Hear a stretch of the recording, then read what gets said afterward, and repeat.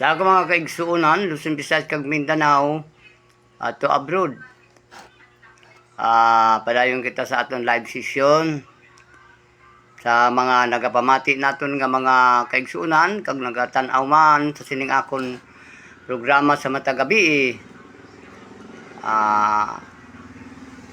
Yari naman kita sa aton mga paghinung-anon o pagdulong kaninyo sa mga maayong sugilanon o mga balita, bahin sa kung ano man ang aton mga topiko, sagol-sagol kini aton mga topiko diri nga atong gitandog sa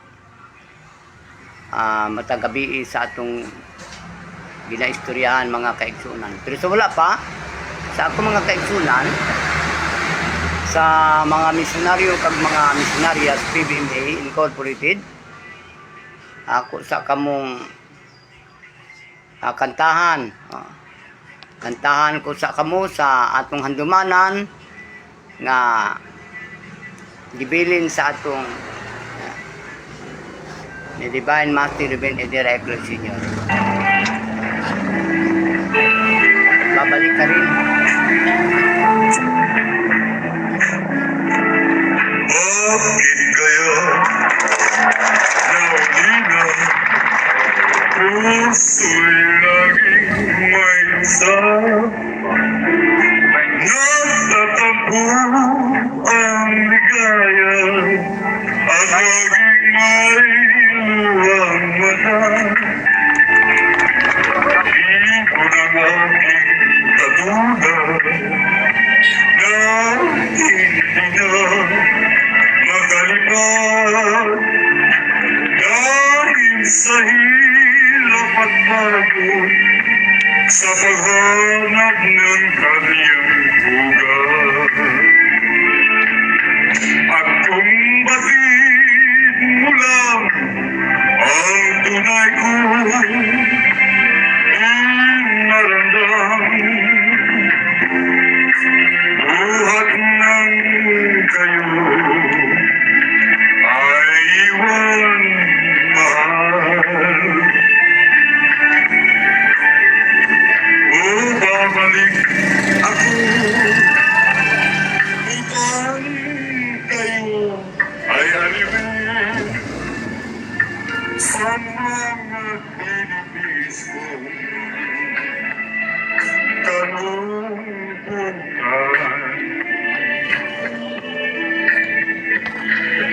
Ito ng aming katulad na hindi na makalipad at dahil sa hirap at pagod sa paghanap ng kanyang bugat. Kung batid mo lang ang tunay kong naramdaman, buhat ng kayo ay iwan ko aking mahal. O babalik ako at nang kayo ay aliwin sa mga tinitiis ko kalungkutan. Oh, I belong to you forever, darling, I'll be true. Come hold me, darling, close to you. Don't say goodbye.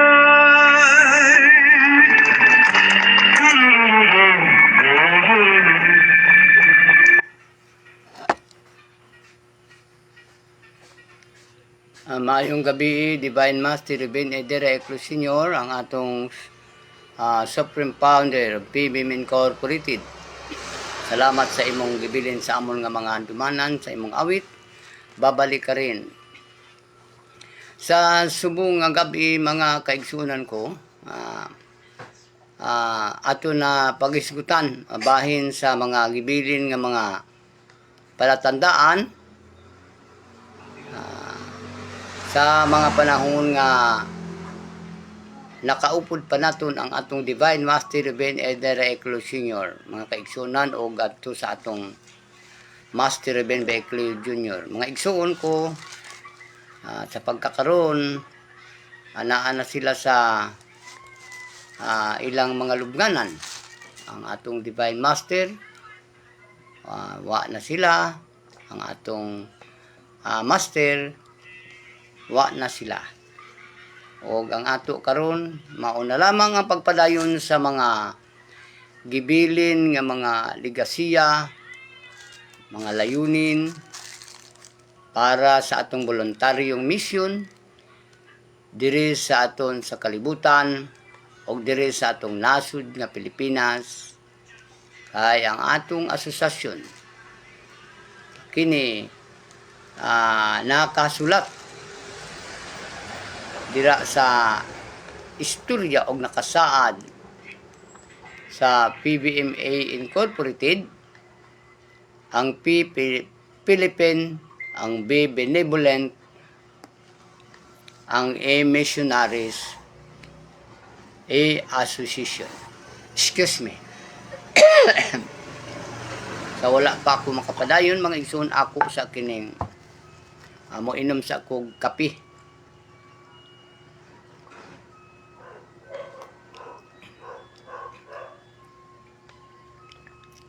Kining orasa mao pa kining akong tigpangapi mga igsuon.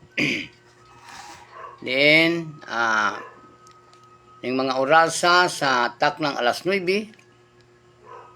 ato pang gibantayan ang oras sa oras nga alas 9 sa gabi. Diin kita nagampo kita ug nangaliya ug nag prayer rally pa karon gabi mga igsuon tag alas 9 ngadto sa atong kalibutan karon una sa atong mga kaugalingon pamilya ngadto sa atong isig kaingon og sa tibuok nasud Pilipinas tibuok kalibutan atong giampo nga magmalambuon ang atong mga kaumahan og mga mangunguma sa ilang pagpanguma og magmalambuon ang mga mananagat sa ilang pagpanagat og magmalambuon ang atong mga negosyo ang sa pribado o sa atong gobyerno sa mga may kurso sa atong mga rekursos aton usab giampo matag alas 9 ngadto sa labawng makagagahom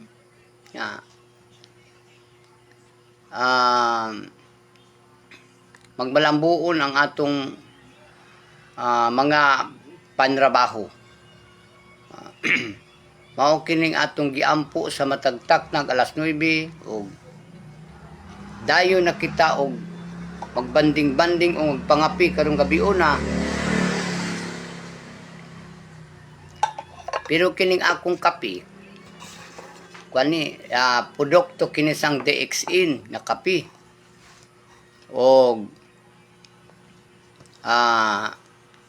Lindsay Coffee kining akong giinom matag gabi mga igsoon.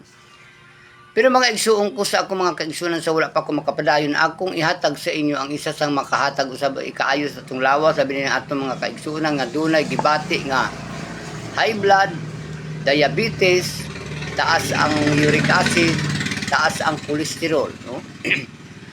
Pagpalit mo o pagkutlo mo diha og niining kagabihon antes kita matulog makuha mo og 7 ka uhay nga okra unya inyo ning hugasan og inyong initan og tubig lapo kun inyong lagaon ang lapuhan ninyo kining 7 ka uhay o 7 ka bilog nga okra unya sabawan ninyo og usa ka baso kag tunga ug pagka mabukalan na gani bakito na ninyo ang inyong gilapuhan nga okra og imnon ninyo ang magbulubugnaw na, magmaligamgam na, imnon nyo kanang sabaw sa okra kay naamoy diabetes, naamoy high blood, taas ang inyong kolesterol. Mao ka ng inyong himuon, magpisan ka mo anang mga suplemento, okra, para sa may mga high blood, napuyot ang dugo.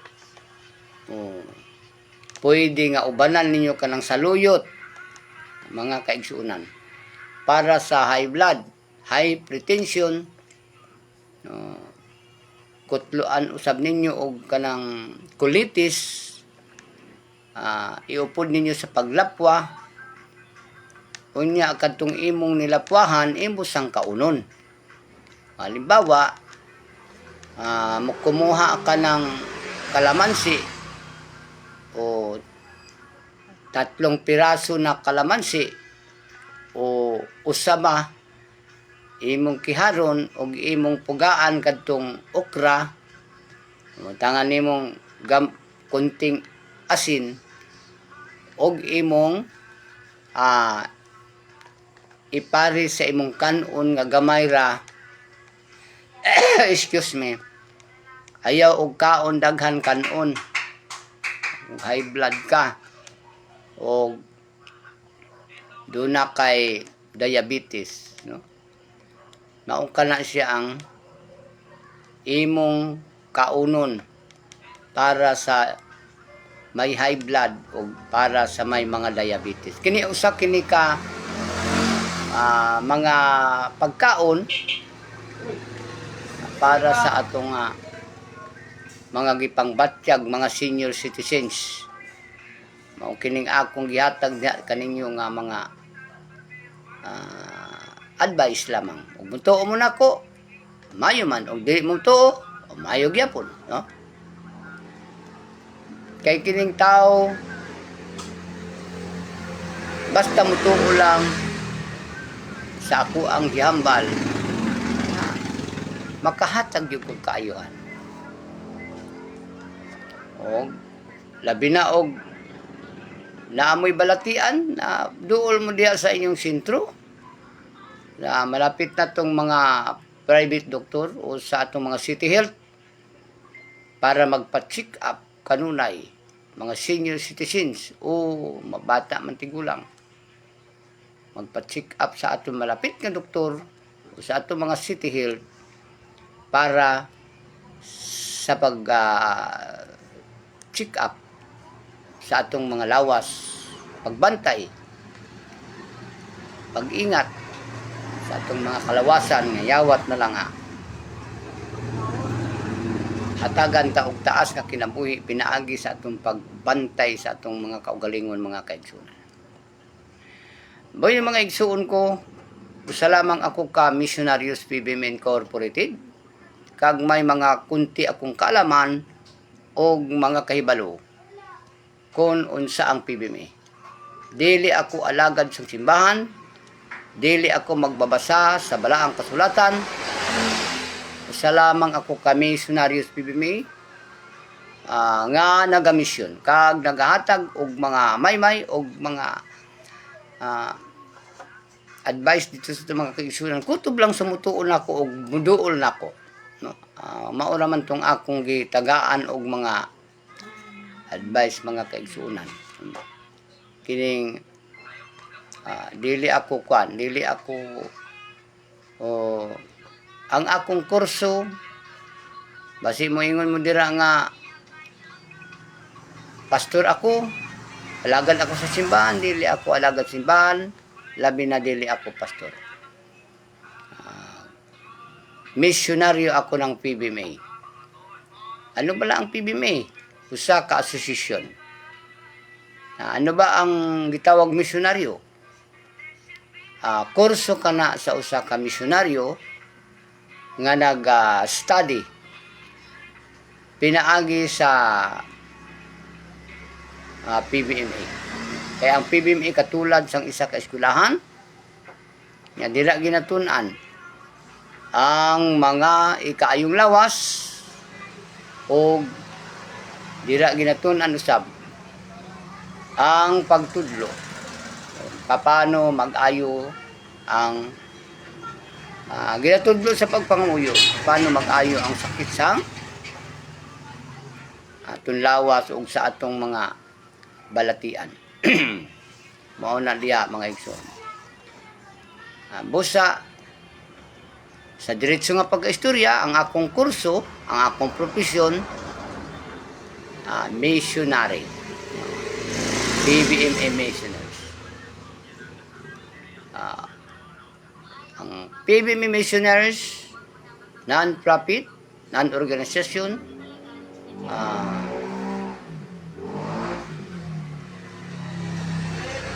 humanitarian.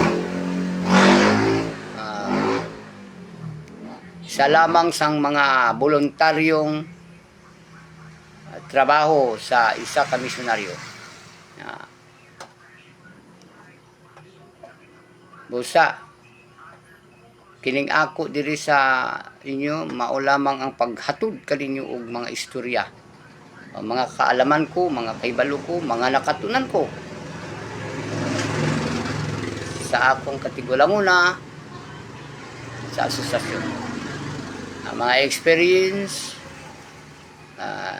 nga ako nakuha, mga gamay nga mga kaibalo, akon usab i-share diha kaninyo kayawat na lamang. Makahatag kita og mga maayong lawas og mga pagtulunan sa aton mga kaigsunan. Taas pa ang mga panahon ning atong kalibutan, labi na ni atong nasod nga Pilipinas. Duha lamang kaklase ang tao. Mga tao nga aras kadulom ug mga tao nga aras sa kahayag. Kanunay kung gibalik-balik kining gitawag nga kahayag ug kadulom. Ug ang gitawag nga Sangadra. Unsay Sangadra? May madalom siya nga buot silingon o buot ipasabot ang Sangadra. Sa mga taong nag-studio sa spiritual study, kaibalo sila kung ano ang Sangadra. Kagkalang mga tao nga nakaibalo sa Sangadra, mga taong mga matino, mga taong mga matinumanon sa batas sa langit o batas sa duta. Ano ang batas sa langit? Batas sa Diyos. Ano ang batas sa duta? Batas ng tao o batas ng ating gobyerno. Kaya ang batas ng tao, mausab ang gobyerno. Ang tao mao ang gobyerno o ang gobyerno mao ang tao. Mao na mga isul nga ang batas sa langit o batas sa duta. Kaya ang batas sa duta, niya kitang mga tao nagpuyo Diyos kalibutan. Sa unang mga panahon, wala pa'y batas. Natao ang atong batas diri sa atong nasod nga Pilipinas, siguro kung wala ako malimot, 1935 baka yung atong nasod nga Pilipinas. Yung atong nasod nga Pilipinas, dili ni sa Pilipinas, kundi gibunyagan ini sa pangalan nga Archipelago of St. Lazaro sa panahon pa ni Ferdinand Magellan. Si Ferdinand Magellan aduna say connection sa atong nasod nga Pilipinas. Siya ang nagbunyag para makristiyanos sang March 15 siguro. March 15. 1521. Ibinunyaga ni Ferdinand Magellan ang atong nasod nga Pilipinas o wala pa ni pangalan nga Pilipinas. Gani yang gingadlan Archipelago of St. Lazaro. Kung ato sang Bisayaon, kung ato sang kwaon ang mga nahibal-an ta, ang buot silingon, ang ini nga pulo pagahingadlan niya sang pangalan ni sang Santos nga si Lazaro. Si Lazaro, isa ka masakiton si San Lazaro, nga nangin santo siya tungod sa pagsunod niya sa mga ginatudlo sa Ginoo. Kay wala na siya magsantos kung wala siya magsunod. Matapos siya nga naayo siya sakit, kay naayo siya sakit, nagsunod siya sa mga ginatudlo sa aton sa ilang ministro, si Ginoong Diyos Jesucristo. Magasandig kita sa Diyos kanunay, sa aton pagpanginabuhi, dili mo silingon kay nag-istorya pirmi kita sa Diyos, nangamuyo kita kanunay sa Diyos, reliyoso na kita, normal lang ina sa aton, dili sa kalibutan, ng atong nasod ng Pilipinas, nga nagasandig kita sa Diyos. Asa man kita magtrabaho, asa man kita pupaingon, ginahutik niya to kanunay ang atong kaugalingon sa pagpakig-istorya, pagisugilanon sa atong Ginoong Diyos. Kining ato diri, mao na lamang ang pag-remind sa aton mga kaugalingon. Mao na lamang ang paghatag kaninyo og mga maayong balita og mga pagsugilanon para nga mahinumduman nato kanunay ang aton mga pag-ampo. Mao kini ang akong trabaho, mao kini ang akong mission, mga kaigsunan ko. Kay kung ari kita sa material nga gitawag material world o material nga kalibutan, madamo kita sa ma-experiensyan. Madamo kita sa mga sakripisyo ang kay buhi kita. Kay diri lang sa kalibutan ang may kasakit o kalipay. Diri lang sa kalibutan sa aton ginaluntaran ang kasakit. Diri lang pud ang may kalipay. Kay sa giingon ko na, wala gid kita maka-observe kung nalipay ba ang espiritu nga way lawas. Malipay ang isa ka espiritu katulad sa aton subong nga ari buhi kita. Nganong gitawag kita spiritual. Kay balance na siya ang spiritual, material. May lawas kita, may espiritu kita. Kay kung wala kita espiritu, dili kita kalihok. Wala kita sa aton nga pagkabuhi, dili kita makasulti, dili kita lihok kung wala kita espiritu. Tapos ang aton nga espiritu nagakunik sa atong makagagahom para kung ano man ang iyang mga dikta, ang mga tuy-tuy sa aton mga kaisipan, maayo man kung malain, basta kay buhi kita ning kalibutan, ginagiyahan kita sa mga buluhaton, angay natong buhaton. Kay diri lang sa kalibutan ang may kasakit o kalipay. O diri lang sa kalibutan ang gitawag kaligtasan. Wala kita makapamatuod sa gitawag nga espiritu sa nang mga nangamatay nga gitagaan og kaluwasan. Wala espiritu sa mga taong nangamatay gitagaan og kaluwasan. Wala espiritu nga nangamatay nga mga dautan nga na impyerno. Wala. Kita nga mga tao, kita lang ang nagsakripisyo. Gani kaya ang sakripisyo, sa giingon ko na, mentras nga nagaangot kining 7 ka bangag sa aton lawas, sa aton ulo. 2 ka buo sa aton mata, 2 ka buo sa aton dalunggan, kag 2 ka buo sang ilong, 6, 7 ang atong baba. Kung ano magsakripisyo man kita. Kay kung anong mabatian nimo nga malain, kag imo isugid. Kung anong nabatian mo nga maayo, kag imo isugid. Maayo lang og maayo, kay makapamaayo. Pero kung nakabati ka og nakadungo, nakabati ka og nakakita ka, unya malain, imong isugid.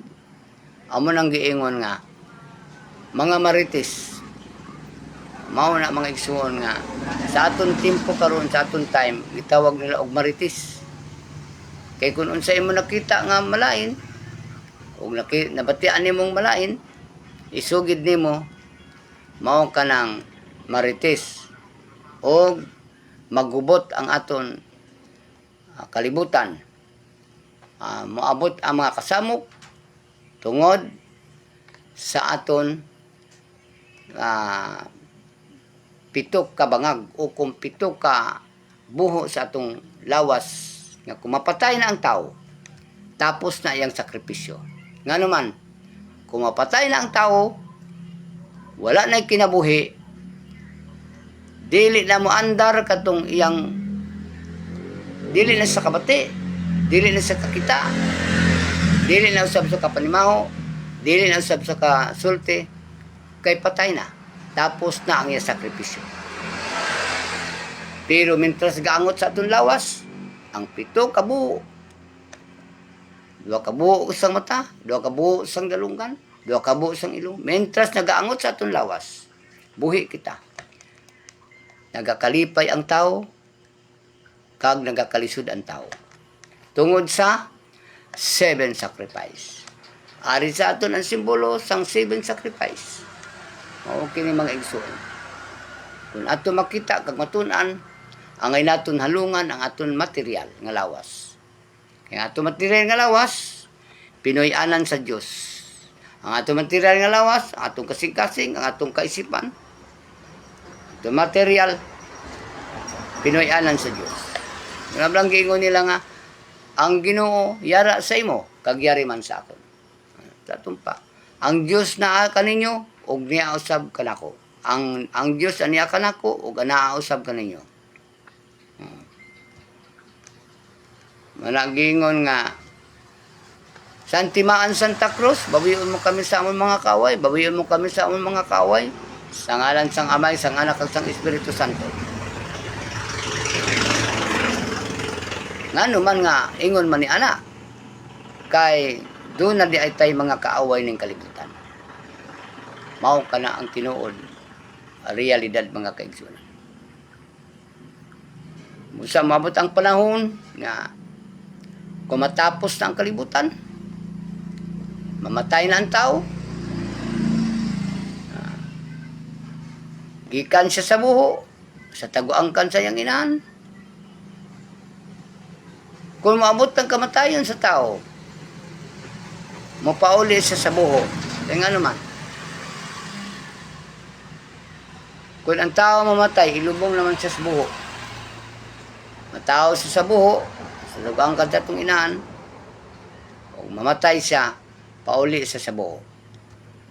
Diya na to makita ang sinyalis sa giingon. The first and the last, the beginning of the end. Kung ano ikaw, sa imo pagkatao ang tao sa buho, o pauli sa buho. Yan mga kaigsunan. Mao kini atong kinabuhi. Nga ang tao magbuhat og batarong sa iyang pagkamatay. Himayaon siya sa iyang pagkamatarong ug aduna sa korona sa iyang kamatayon. Matarong ka man, doon na kay korona, himayaon ka. O kung ikaw usab mamatay, doon na usab kay korona.